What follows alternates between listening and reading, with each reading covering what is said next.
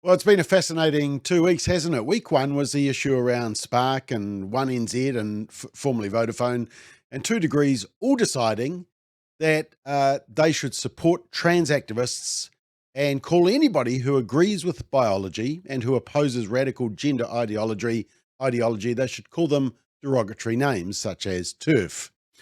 But there was certainly a strong backlash, which is actually building as New Zealanders have had enough of having woke values rammed down their throat, and they're starting to push back. As Bud Light in the US found out, and even Target and Disney to a certain extent, there's only so much companies can lecture consumers before the consumers decide to turf them out and stop buying from them. And that's what Spark and 1NZ customers seem to be doing. The moral of the story was you have purchasing power and the ability to push back on this tidal wave of wokeness and lecturing. But week two wasn't much better, and it was all related to a simple question: what is a woman? Let's check it out.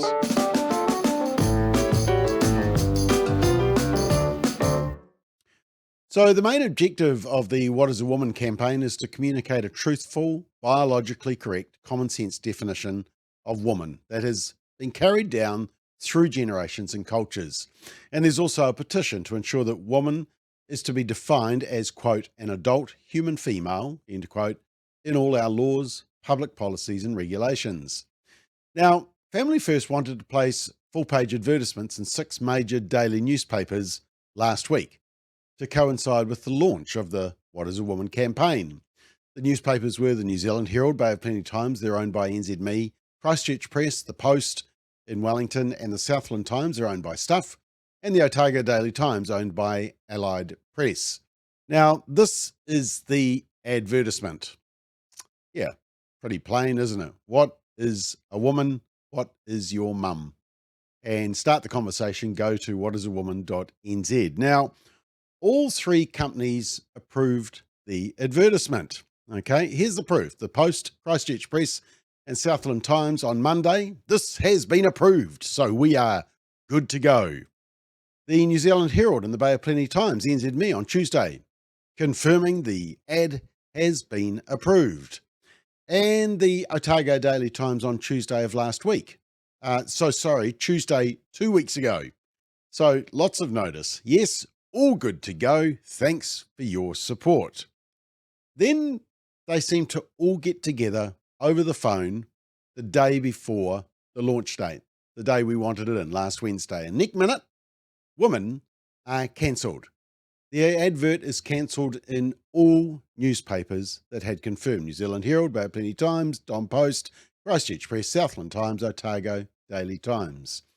Now, here is the proof that all 3 companies colluded together in some way and came to a group decision to ban our advertisement. From the New Zealand Herald on Tuesday night, the night before at 8:30 p.m, we are reconsidering our position. It won't be appearing in tomorrow's paper. And of course, that is the date we specifically booked. Now, the Herald will try and claim, oh no, we didn't reject the advertisement. But they were first provided the advertisement on 27th of June, a couple of weeks before. At the very last moment, they refused to run the advertisement on the specific day requested it after approving it. I'd call that a rejection. And then from Stuff, the Post, Christchurch Press, and Southland Times, on the day the advert was supposed to appear, they tell us a late decision. Just to confirm, there was a late decision made yesterday not to run the ad. It was decided that the campaign doesn't align with the values of Stuff due to the sensitive nature of the content. Yeah, let me just remind you, let me just show you again the sensitive nature. Yes, very, very sensitive, isn't it? Very sensitive. Okay, and the question is, what are the values of Stuff? Is it exclusion if they don't like your ad? And remember, they had approved the advertisement. But here's the kicker: the Otago Daily Times, who cancelled after approving the advertisement also, they revealed the full discussion that happened between the newspaper editors and what I would call collusion at the top level. And as you'll see there in the letter, NZME heard we got grief. Stuff got wind of it. Our CEO followed suit. The CEOs and editors are speaking now. In a disturbing display of media censorship, the major daily newspapers have banded together to pull a full page advertisement in three supposedly independent companies at the 11th hour. And it should concern us all that newspaper editors are now banding together to censor advertisements that they disagree with. Where does this place their coverage of the political debate leading up to the general election? I mean, what else are they censoring? The fact that they're working together is disturbing. Has the government funding of these media outlets, the $55 million slush fund, spelt the end of independent public discourse on controversial social issues? Well, it appears so. So after the furor over what the newspapers had done, although not surprisingly, all the mainstream media in New Zealand remained dead silent on this event. New Zealand Herald, the Otago Daily Times, now they later offered to place the advertisement in a later edition. However, this is well after the requested day of the launch, and Stuff and Allied Press have not made any similar offer. But why would we want to give money to such a company? And, is this the effect of the $55 million government funding? They no longer rely or need advertising dollars, so they can pick and choose what adverts they want to run based on whether they agree with it or not. Who needs hate speech laws when you have the mainstream media walking in step together? But here is the classic bit. From the weekend, one of the media outlets did talk about it. The Otago Daily Times did a feature piece on the advert, a response, if you like, to an advert that they hadn't even run. And there it is. The headline screams, "Haters gonna hate. Anti-trans campaign ramps up." And then inside, a full-page, hysterical, one-sided propaganda hit job piece by Tom McKinlay, ironically with photos from California. Note the masks on all of those listening so you can't see them mouthing, "This is weird." And there's also a photo there of a Trump rally. So let's have a read of this article. It's actually highly amusing. In fact, let's see how soon they can use the word Nazi. So I have the article here. And so they start off and they immediately start talking about Russia, Hungary's, Russia's traditional values, Hungary, where their far-right leader talks about gender propaganda, stalking our children, or indeed the US, where the Supreme Court has begun rolling back the clock on LGBTQ plus rights alongside a rash of state-level legislation. So they've obviously been monitoring our website, the ODT, because they've brought in, Uganda, Russia, Hungary, and the Supreme Court. By the way, the Supreme Court decision was about not forcing anyone to have to say or do anything that goes against their personal conscience. That goes both ways, both sides of the debate. You don't want to force a pro-abortionist to have to make a pro-life t-shirt. That's just respecting people's difference of opinion, isn't it? And then it says, and yet a conservative faith-based group this week launched a new website in New Zealand targeting the transgender community. Yes, that group that cannot be named, Family First.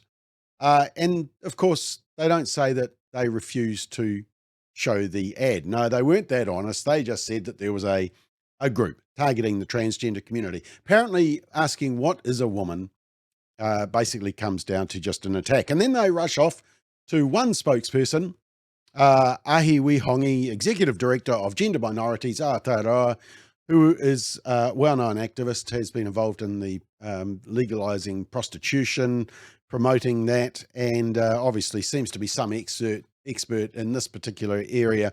And so the rest of the article is basically this person mouthing off about how much they hate the campaign. And they start by saying they would just say trans people shouldn't exist, gay people shouldn't exist, very explicitly. No, never said that. Wouldn't say that. Will never say that. So fact check on that one. But then say, the groups are attempting more sophistication, whether that's the faith-based groups or the neo-Nazi groups who espouse a similar view of family values. So that's pretty impressive, isn't it? Fifth paragraph, and they've managed to bring in the word Nazi. And then next paragraph, at the neo-Nazi end of the spectrum, it is no longer necessary to shave your head, wear a swastika, and hurl abuse. Now those people are just as likely to wear suits and hold down a job. It's quite clean cut, according to Wihongi. There we are, neo-Nazi. We've got a full-on, expose about neo-Nazi connected to a What is a Woman campaign. Meanwhile, over in the fundamental faith-based sphere, rather than direct attacks on the LGBT plus community, there is more of a narrative around the need to protect children and an emphasis on narrowly defining what it is to be a woman or indeed a man. Oh, that's correct. Excellent. They got something right. They say the new website campaign takes that approach in pushing narrowly defined gender binaries while railing against gender ideology in schools and implying children will be in danger. Correct. So that's a tick to that particular bit. Then they rush off to the disinformation project, the experts in disinformation. And then there's a quote, the visit to New Zealand earlier in the year by anti-trans activist Posey Parker was supported by the Australian Conservative Political Action Conference, CPAC. And it, in turn, is connected to CPAC in the US, notable supporters of Donald Trump. That's a slam dunk for the article. They have shown it. They've used the word Nazi and they've used the word Trump. Trump didn't come until about the 10th paragraph, so I'm pretty disappointed at just how slow that was. And then they talk about the births, deaths, and marriages and relationships registration bill, where the politicians decided that birth certificates weren't based on biological fact. Now it's just based on identity. You can decide whether it's boy or girl on your birth certificate. And they say that apparently submissions flooded in from the overseas, the UK and the US. Really? Seemed like a New Zealand effort to me. And there were international groups supporting the change as well.